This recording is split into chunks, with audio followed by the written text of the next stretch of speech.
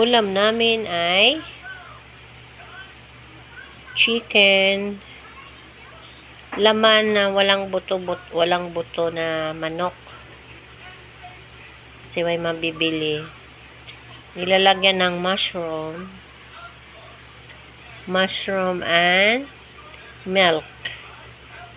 So delicious. Ang sarap. Kain tayo, guys. Sa hapunan namin ngayong gabi. Ito yung ulam namin for dinner for today. For this na ngayong gabi. So, thank you Lord sa food. Thank you for everything. Salamat sa mga binibigay mo sa amin.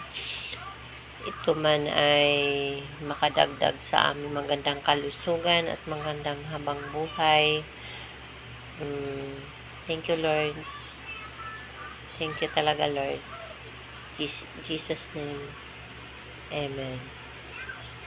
So, bawat kain, dapat magpasalamat tayo sa Panginoon na may mga blessing tayong dumarating sa buhay.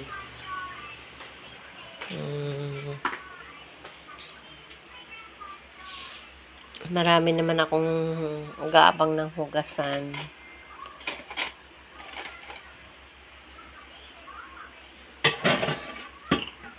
So, yung sinain ko ay ito.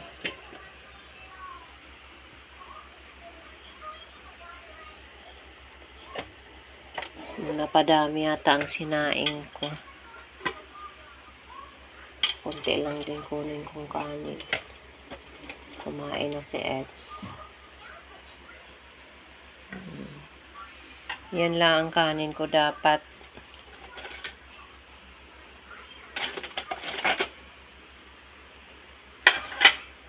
Kasi ayaw kung ako lang ang masunod, hindi ang kakain.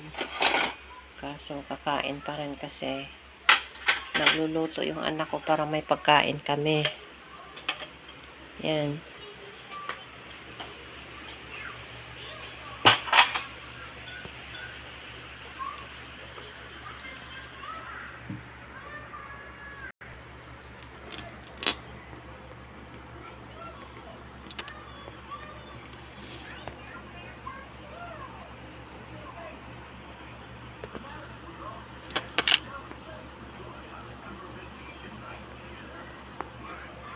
Kain tayo, guys.